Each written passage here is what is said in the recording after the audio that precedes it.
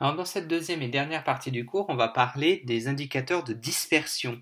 Donc ce sont des indicateurs qui vont indiquer à quel point les notes sont étalées. Alors les indicateurs de dispersion, il y en a aussi plusieurs. Il y a l'étendue, il y a l'écart interquartile,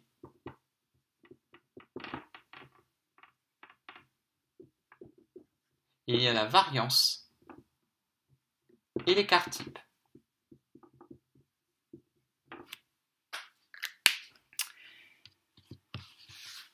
Alors, on va commencer par l'étendue, c'est le plus simple. En fait, l'étendue d'une série statistique, c'est tout simplement la plus grande des valeurs possibles moins la plus petite. Donc, quelle est la plus grande des notes possibles? 5. La plus petite, 0. Donc, l'étendue, c'est 5. L'écart interquartile,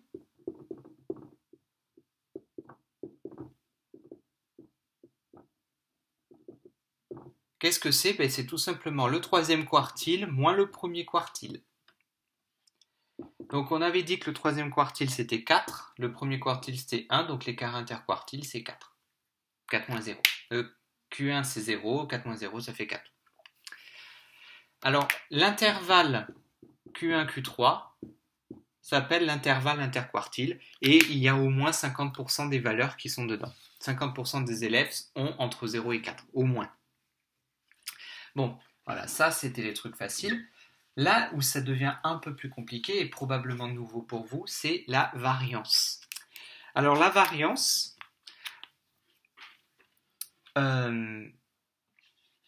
ça, il faut quand même essayer de le comprendre parce que vous allez revoir la variance l'année prochaine dans un autre contexte. Donc il faut quand même essayer de le comprendre un petit peu cette année. Alors dans le cours, il y a une formule qui est super compliquée. Mais je vais vous donner une formule qui marche très bien, qui est un petit peu plus simple. Alors je vais vous montrer comment on calcule la variance.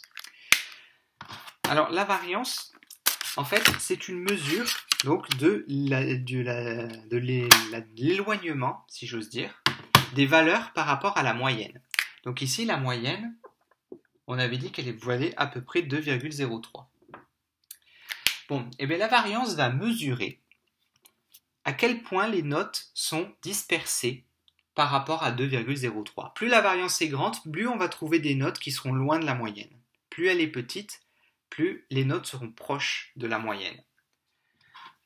Donc, c'est-à-dire, par exemple, si on a un devoir que la moyenne c'est 12 et que les élèves ont eu entre 10 et 13, la variance va être petite, puisque la moyenne c'est 12 et que les notes sont pas très très loin de 12. Par contre, si la moyenne c'est 12 et que j'ai des notes qui vont de 0 à 20, eh bien, la variance va être beaucoup plus grande. Mais la variance, en fait, c'est un indicateur qui n'est pas homogène, c'est-à-dire qui n'a pas la même unité. Si au lieu d'avoir des notes, j'aurais mesuré, je ne sais pas moi, j'aurais mesuré la taille de tout le monde. Voilà, j'aurais eu des tailles entre, je sais pas, je dis n'importe quoi, entre 1,50 m et 1,80 m, et bien la variance ne serait pas en mètres, elle serait en mètres carrés. Pour avoir un indicateur de dispersion qui ait la même unité que ce qu'on me regarde, il faut prendre l'écart type. L'écart type, c'est la racine carrée de la variance. Donc vous ne pouvez pas calculer l'écart type sans avoir calculé la variance d'abord. Alors comment est-ce que je calcule la variance? Eh bien, la formule qu'il y a dans le cours, vous la regardez, vous prenez peur et vous l'oubliez. Je vais vous montrer. En fait, vous allez faire exactement la même chose que la moyenne. La moyenne, vous vous souvenez, c'est ça fois ça, plus ça fois ça, plus ça fois ça, plus ça fois ça, etc. Le tout divisé par l'effectif total. Eh bien, vous allez faire exactement la même chose, mais au lieu de mettre les notes, vous allez prendre les notes au carré.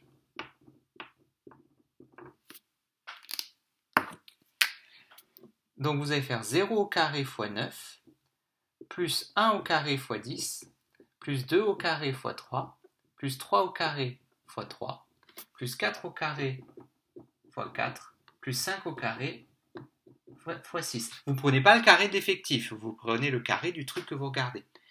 Et vous allez diviser par l'effectif total. Donc on y va. Ça nous donne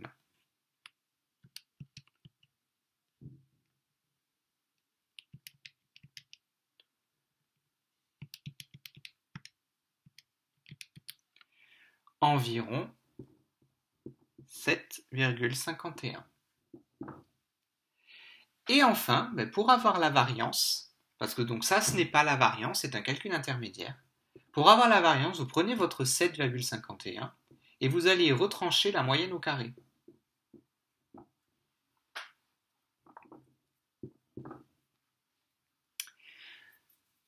Donc ça me fait 7,51 moins 2,03 au carré. Alors tout ça c'est des calculs approchés bien sûr. Donc ma variance vaut à peu près 3,39.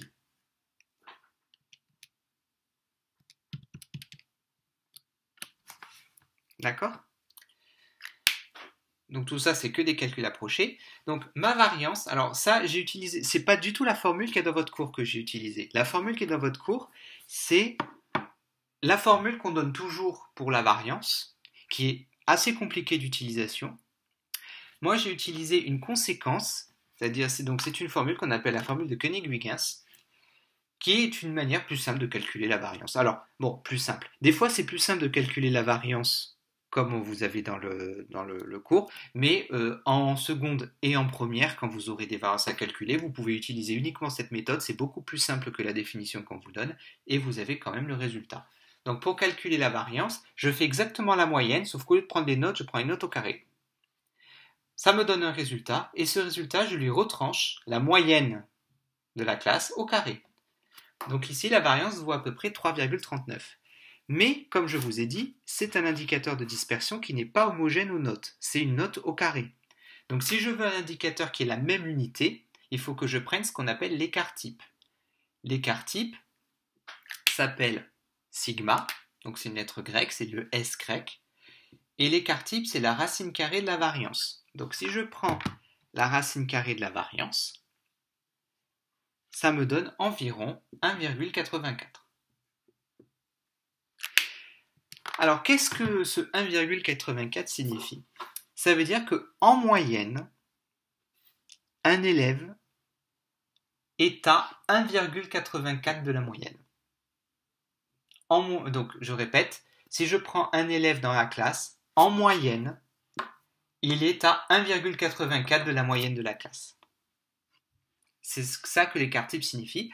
Autrement dit, que l'éloignement moyen par rapport à la moyenne de la classe, c'est 1,84.